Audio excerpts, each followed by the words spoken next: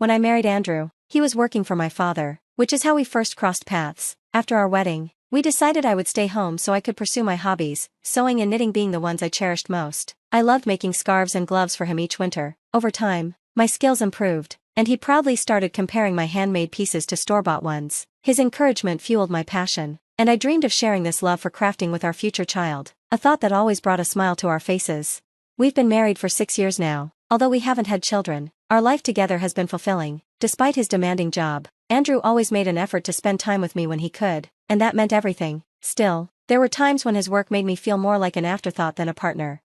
Our quiet life was disrupted 3 years ago when I suddenly collapsed at home. Dizzy and weak, Andrew rushed me to the hospital, where I woke up to hear him discussing my condition with the doctor. The diagnosis was serious, a chronic condition I would need to manage for the rest of my life. While not immediately life-threatening, the possibility of future episodes meant long hospital stays would become a part of my reality. Though overwhelmed with anxiety, I found comfort in Andrew's presence. He reassured me that everything would be okay, even when I wasn't so sure. It was during one of those hospital stays that something Andrew said stuck with me. As I reflected on the scarves and gloves I had knitted over the years, now neglected and gathering dust, he casually remarked, "I married you because you're the boss's daughter." The words cut deeper than I expected. It was a thoughtless comment, but it revealed something I hadn't fully grasped. I realized I needed to confront him, to understand how he really felt and to see if we could still cherish our relationship as we once dreamed.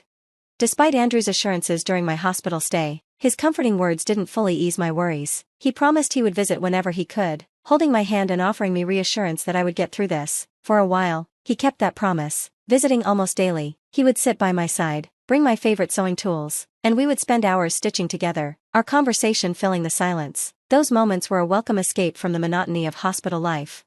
But after about a year, the visits became less frequent. What was once a daily routine turned into an occasional appearance every few weeks. I chalked it up to his overwhelming work schedule, continuing my knitting in his absence. I focused on a scarf I planned to give him the next time he came, thinking that I'd be discharged soon. As the months went by, I also started knitting a pair of gloves to match, each stitch full of love and hope.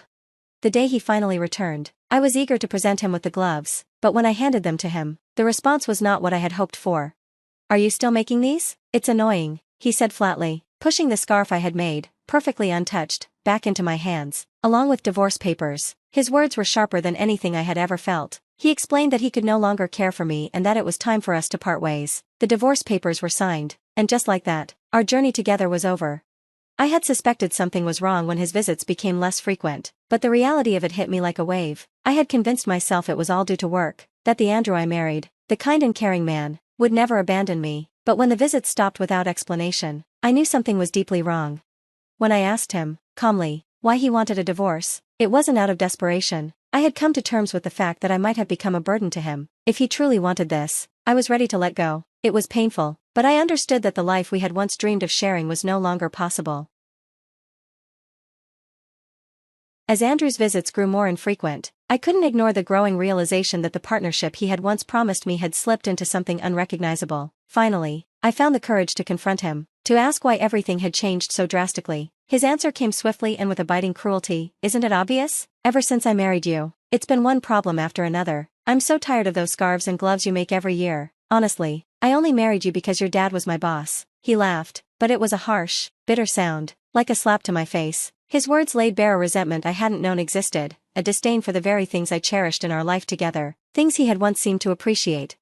As he vented his anger, I noticed the luxurious, perfectly crafted scarf he wore around his neck, a scarf I hadn't made. It hit me then, with a painful clarity, that perhaps he had never truly valued the gifts I had spent so much time and love creating. Maybe they had always been nothing more than an irritation to him, a fact that wounded me deeply. After I fell ill and my father retired, Andrew's true feelings became even more apparent. In the first year of my illness, he had continued visiting, perhaps out of obligation or to maintain the image of the dedicated husband. At work, he was often praised for his apparent devotion to me, a facade that seemed to benefit him, both in his professional life and among his colleagues. When I confronted him about it, pointing out how his visits seemed more motivated by the need to preserve his image than genuine care for me, he was momentarily stunned. Then, with a kind of reluctant honesty, he admitted that my illness had actually made his life easier at work. This was a painful confirmation of what I had suspected. To Andrew, I was no longer his wife, but a means to an end, something he could use to further his own goals. The truth was a brutal awakening. Throughout my illness, he had played the role of the grieving husband in a way that earned him sympathy and accolades. If I worked late, everyone praised me for being so dedicated. He told me, his voice almost triumphant, and when I needed a break, all I had to say was, "My wife is sick," and I'd get it. It worked out perfectly, he went on, smugly explaining how my illness had even paved the way for his promotion, belittling his colleagues as fools who bought into his story. As he spoke, I didn't recognize the man I had once loved. The stranger before me wore a cruel smile that revealed his true nature. At that moment, I saw our marriage for what it truly was, a carefully constructed lie. Quietly, I accepted the reality. "If my illness was useful to you, then I guess we won't be seeing each other again," I said, my voice steady. Despite the pain, I handed him the divorce papers, and without a second glance, he took them and left, marking the end of our marriage. After he left, the full weight of everything hit me, and I was left to cry alone. Soon after, I was discharged from the hospital and went to stay with my parents. My father was furious when he learned what had really happened. "I can't believe he did this," he said, seething with anger, but by then, I had come to terms with the end of my marriage. I reassured my father, telling him that I wanted to stay with them for a while. My parents were supportive, encouraging me to focus on what made me happy, which, at that moment, was simply being with family.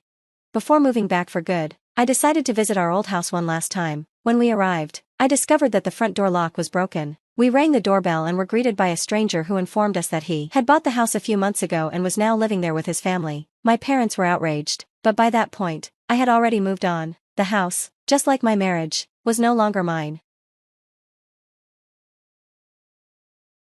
I chose not to stir up trouble for the new residents and left quietly, but the matter stayed with me, nagging at my thoughts. I couldn't let it go, so I called Andrew to confront him about the house. His response was cold and indifferent. "Yeah, I sold it while you were in the hospital, kept the money for myself. It was my house to begin with," he said, as if it were nothing more than a mundane detail. His words hit me hard, but by then, I had braced myself for his selfishness and had already made the decision to move on without him.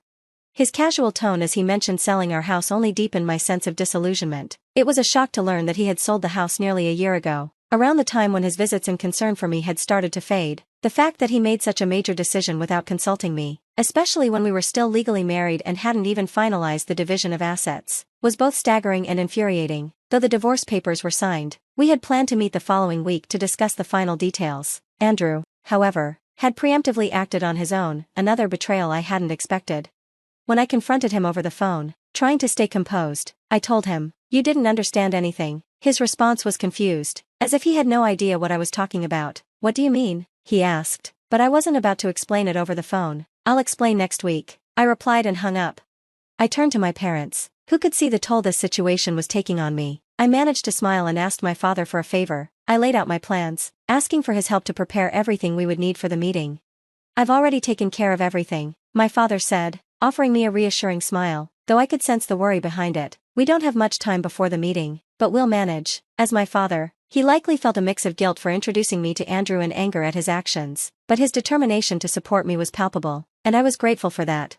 As the meeting day drew closer, a small, unexpected smile appeared on my face as I thought about Andrew's reaction to what we had prepared. The meeting would take place at my parents' house. My parents and I sat on one side, facing Andrew across from us. Despite knowing how deeply my parents were hurt by what had happened, Andrew seemed completely indifferent, even sneering at times. His behavior wasn't just unrepentant, it was blatantly disrespectful. His arrogance only solidified my resolve. Sitting there with my parents, I felt the weight of all the injustices he had done to me, but I also felt empowered by the support of my family as we prepared to face him together.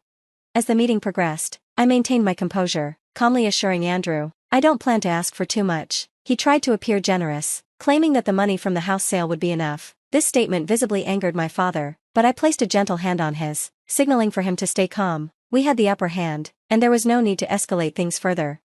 "Before we continue, there's something important we need to address," I said, and my father handed me a document. I held it out for Andrew to see. The house was indeed in your name, but the land it sits on still belongs to my father, who holds the title, I explained, keeping my tone even. Andrew's face tightened into a frown. "So what? The house was still mine. No one can complain. Do you think this is some kind of way to get back at me?" He chuckled dismissively, clearly not understanding the gravity of the situation. "It's true that you legally sold the house," I acknowledged, "but since the land is still owned by my father, this creates a significant issue for the family who bought the house." I paused, letting the weight of my words settle. "You sold the house, but as the landowner, my father could legally demand rent from the family currently living there. That would cause them a lot of trouble, wouldn't it?" I let the silence hang for a moment, allowing Andrew to absorb the implications. "We don't want to cause problems for them, but we can't just let go of our rights to the land without compensation." We intend to offer them the opportunity to purchase the land. We won't force them out or charge rent, but it would be a major issue if they refused to buy. I continued. Originally, my father intended to gift us this land to build our future, not to have it sold to strangers without any consideration. If the family who bought the house refuses to purchase the land, they could even sue you for being misled, thinking they had full ownership of their new home. Can you imagine how they would feel if they learned there were unexpected costs attached to their dream home?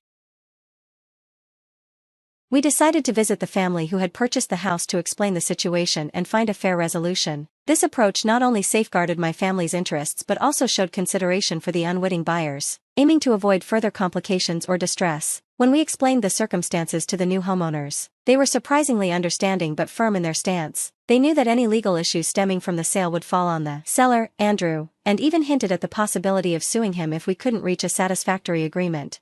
As I watched Andrew's face drain of color, I could see that he finally understood the gravity of the situation. He was staring at severe financial consequences. In a shaky voice, he asked, "What should I do?" I offered a slight, almost smug smile in return. "The family could buy the land from us, and that would resolve everything, but you'll have to cover the costs. Once they own both the house and the land, all the issues will be settled."